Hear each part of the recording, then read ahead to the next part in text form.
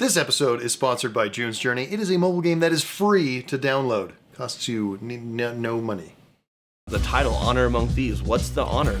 The honor is that even if I fail, I'm going to keep going. Isn't plan D just plan B again? Plan B is this thing too. As far as his grief journey, he's still stuck in the past, and that's a big component of grieving, is we don't want to let go of what was because it meant so much to us. But it keeps us from focusing on what is. Yeah. And so he sabotaged what is in pursuit of what was, and in what was he could never get back. We get so stuck in what we wanted and being angry and hurt that it's not there anymore, but you don't want to stay there.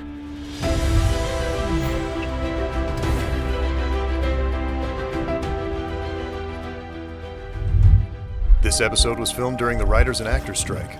Without their labor, our show wouldn't exist. We support their strike efforts. If you'd like to support them as well, go to www.entertainmentcommunity.org and donate.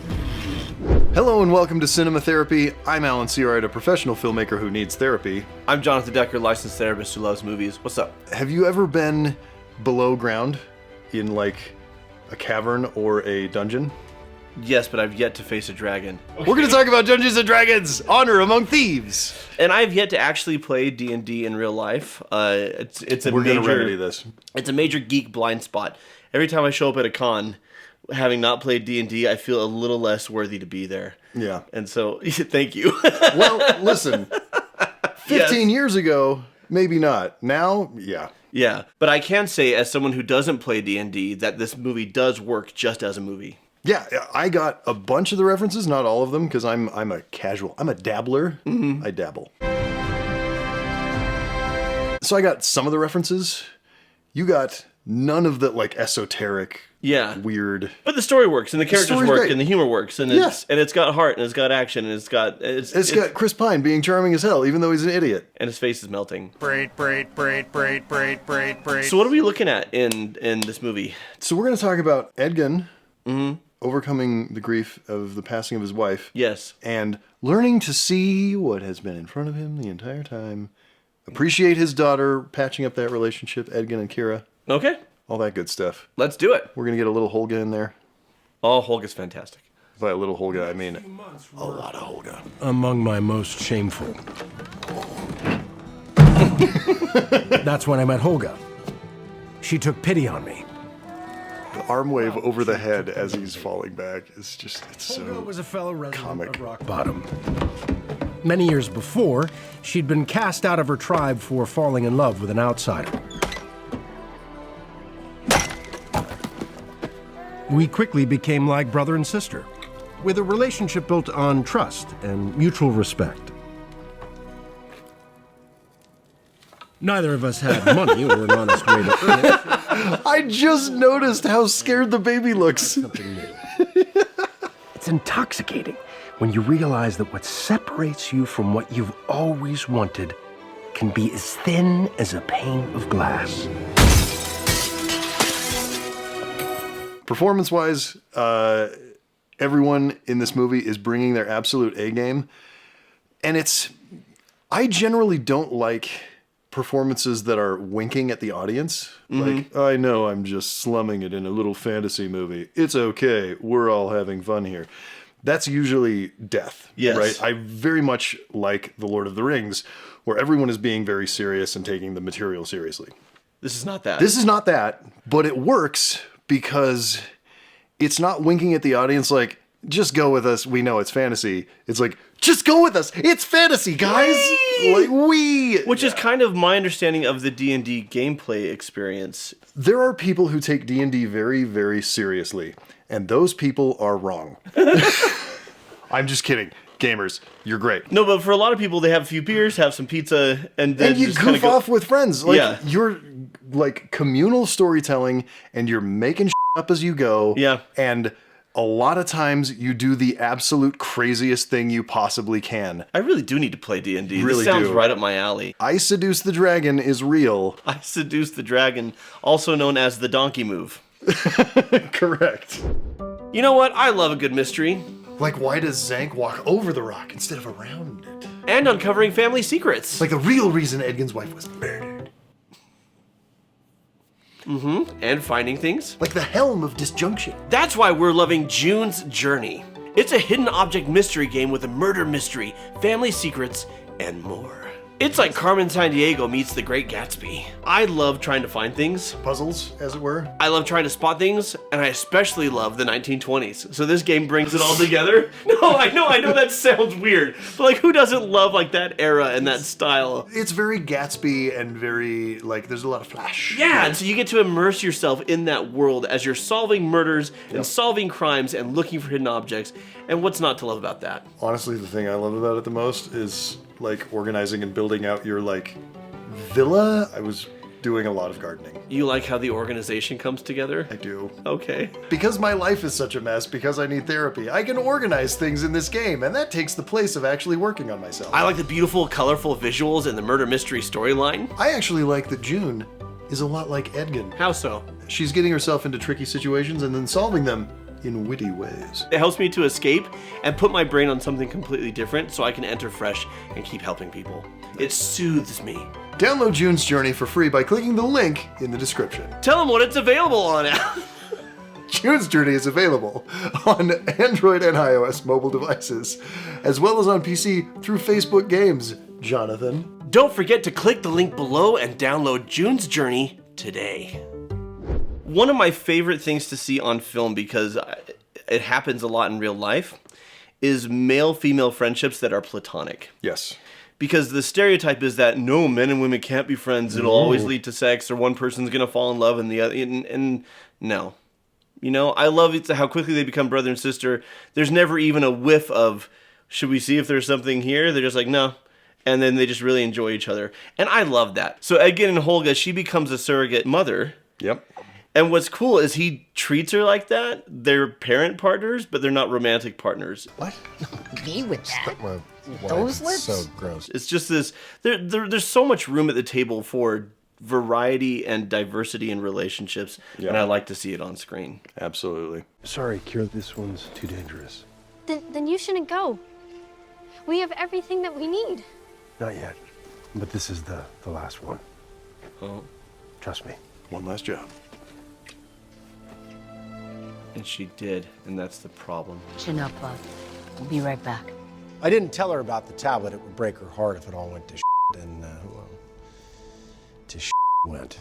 The other thing that I love is we're in, you know, a very heightened fantasy world. Everything's medieval and gothic, and the production design is great, and the costuming is wonderful, and it has this very heightened feeling, and to went. Yes. The dialogue is 100% a bunch of friends sitting around the table goofing off and like, this is how Edgin would talk.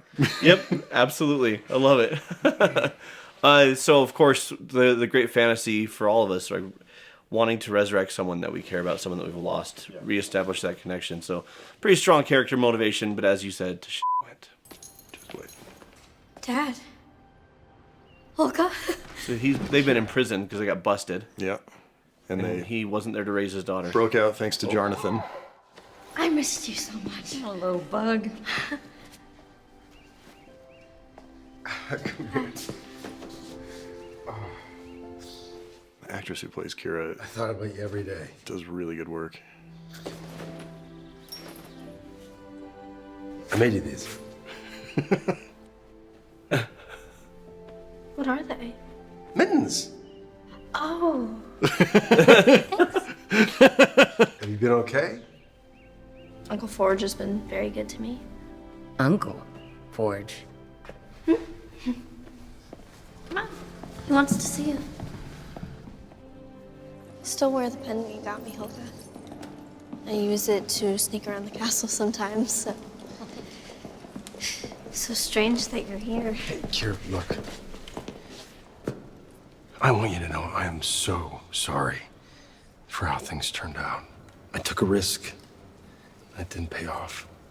Why do you look mad at me? Because you're acting like it wasn't your fault.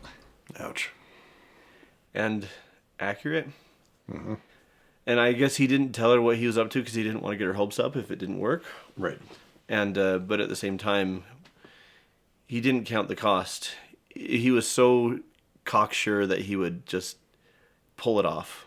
Well, if that plan doesn't work, he'll come up with another plan. Now we have a plan D if plan C fails. Isn't plan D just plan B again? Plan B has this thing too. The idea of him getting pinched and going to jail, like, didn't seem like reality to him, but it's exactly what happened. Yeah. And this is a good reason not to keep secrets. It's just in relationships, especially relationships that you treasure, it's hard to tell the truth sometimes, or you have fears and trepidations about it. But the older I get, the more I'm just like, yeah, it's better to tell the truth, and if they're upset, then you deal with it then. Is it ever not better to just do that? I mean, occasionally withholding information for like an hour or two, sure. If you or the other person need to get into a better headspace to have the conversation, or you need to take a minute to say, okay, how am I going to approach this? Yeah.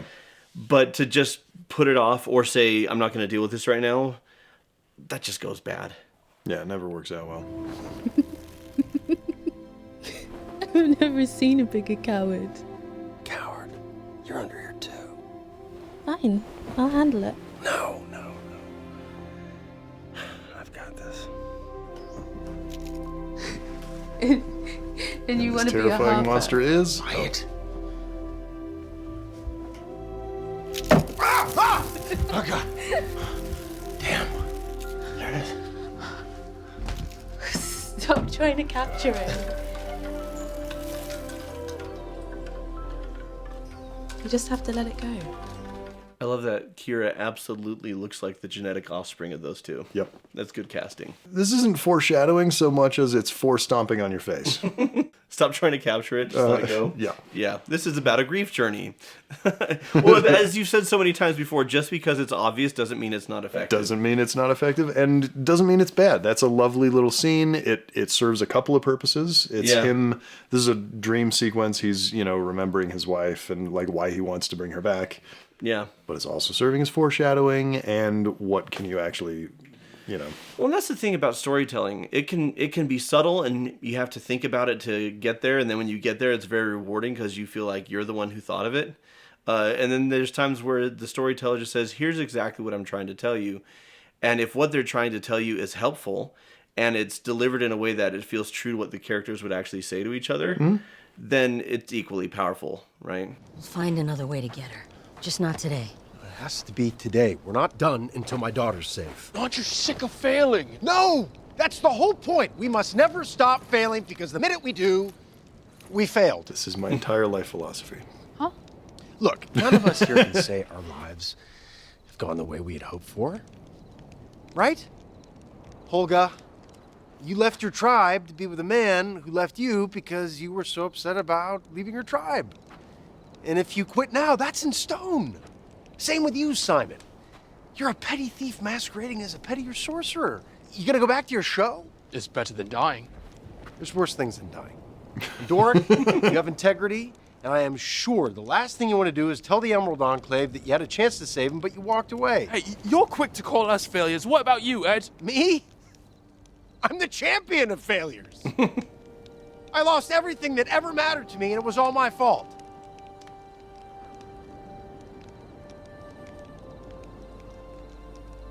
You want to know who really killed my wife?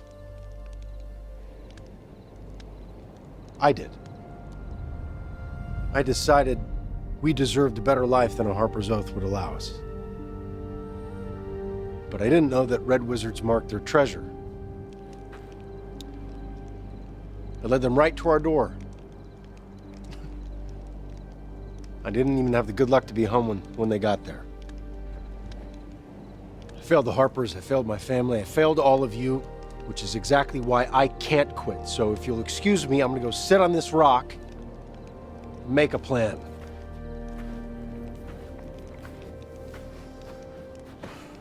Rare dramatic moment in the film, and then lands Yep.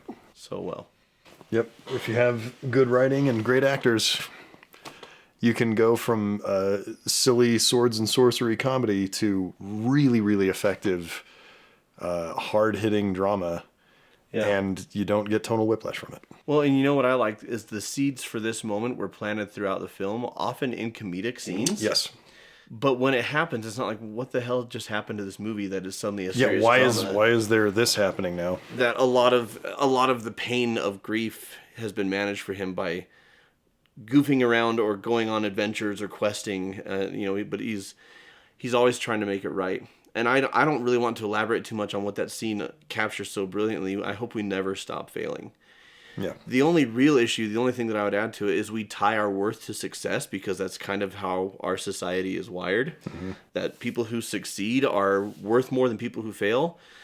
But that's bullshit, because anyone who succeeds failed a million times first, right? And if they didn't, they don't have much worth, frankly. Well, and if they didn't, like, what happens? You have people who are successes really early out of the gate, and then they fail after that. And then because it is true, absolutely, people will judge you based on success or failure. But does it really matter what people who make that sort of judgment think? If they're following an erroneous mindset.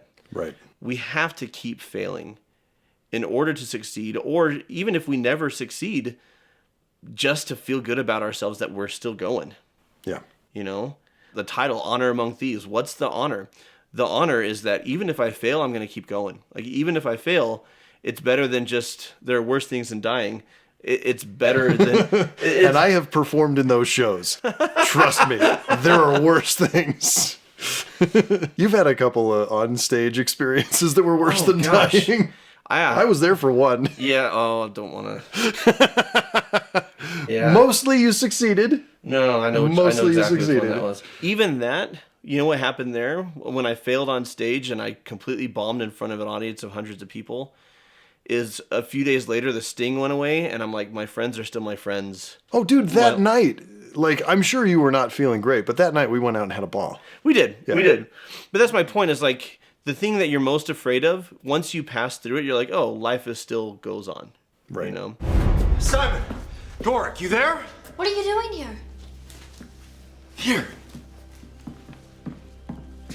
I came for you. We have to go. You left me.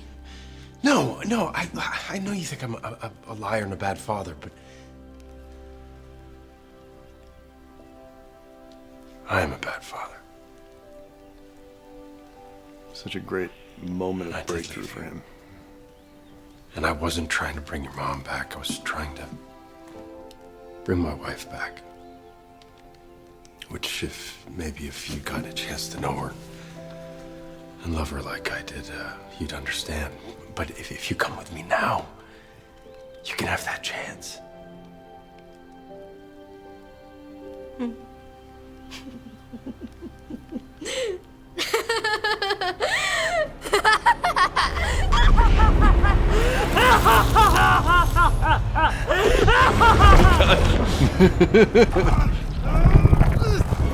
Don't you hate that when your heartfelt moment turns into a horror movie? You know, it happens more often than you'd think.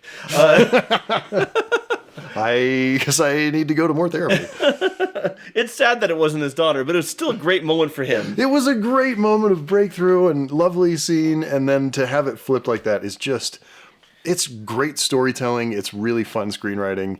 And fun fact, do you know who plays the Red Wizard there? No.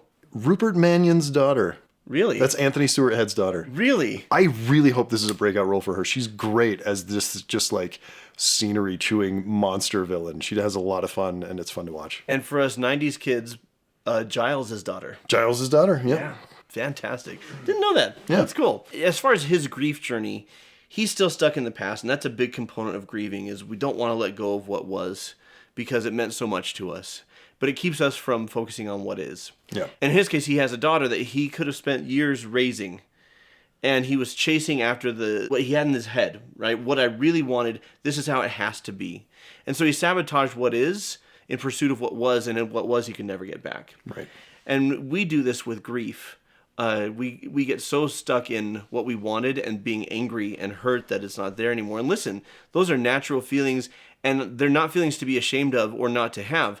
But you don't want to stay there. Yeah, there's a reason that we talk a lot about the 5 stages of grief. It's because most people have to go through most of those stages. Yeah, you can't stay stuck there. And part of escaping it, part of moving to acceptance, is acceptance. Oh, weird.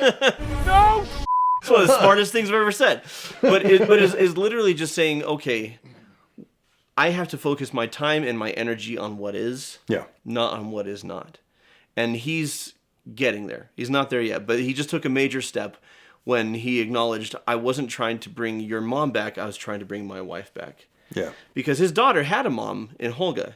Yeah, And but we haven't gotten to that yet, and he hasn't realized it yet. Yeah. The thing that I love about this, from a storytelling standpoint, this feels like, okay, he's made his final step and he's fully acknowledged.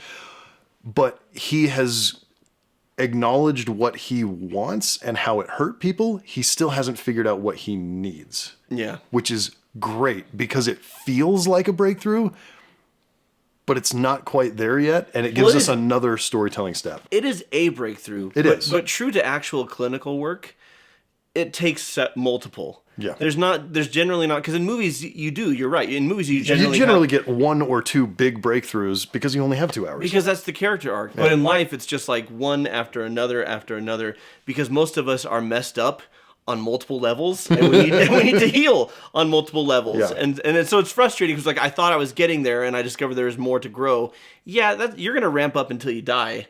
Yeah, But that's part of the fun. Like that's part of the cool part, is just seeing how much can I grow in advance. correct. Yeah. Yeah, we got her. Oh, that's not a good spot, is it? No, it's not. Don't pull it out. Don't pull it. Okay, that's not. That's how the blood flows. Simon, help her. It's a Red Wizard's blade. There's nothing I can do. Remember that exposition from earlier?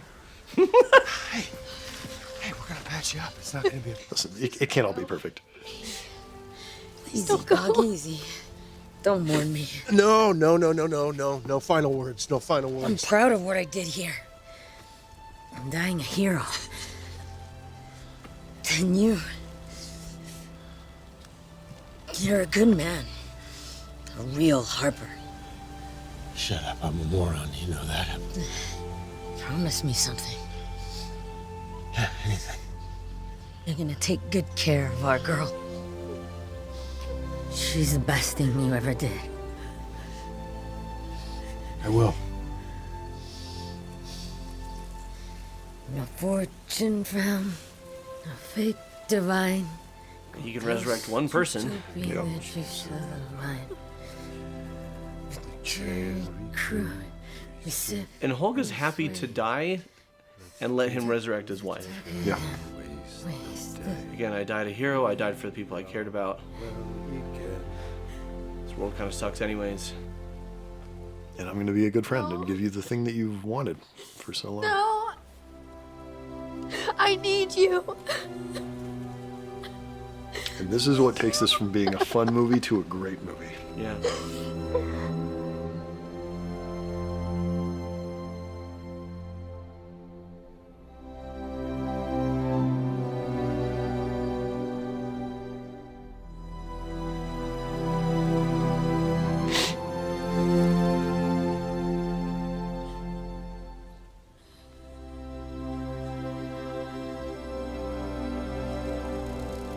Let go. And this is all like, if it hadn't been set up properly, a lot of that could feel ham-fisted and just not earned, but it all feels earned. Yeah. Again, on the nose isn't a bad thing if you've done the work. Yeah.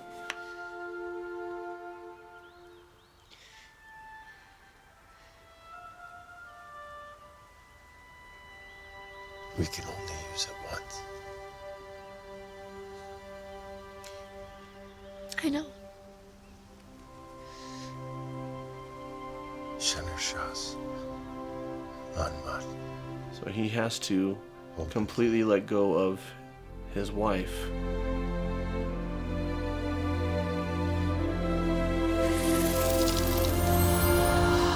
To give his daughter her mom back. I love this. Don't tell me you wasted it on me.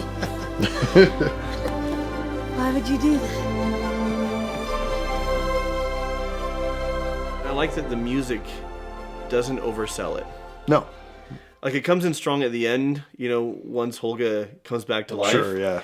But throughout the whole, little flashback scene, it's not Michael Giacchino, but it steals from his playbook, which is you have a big emotional moment and you play it soft. Yeah.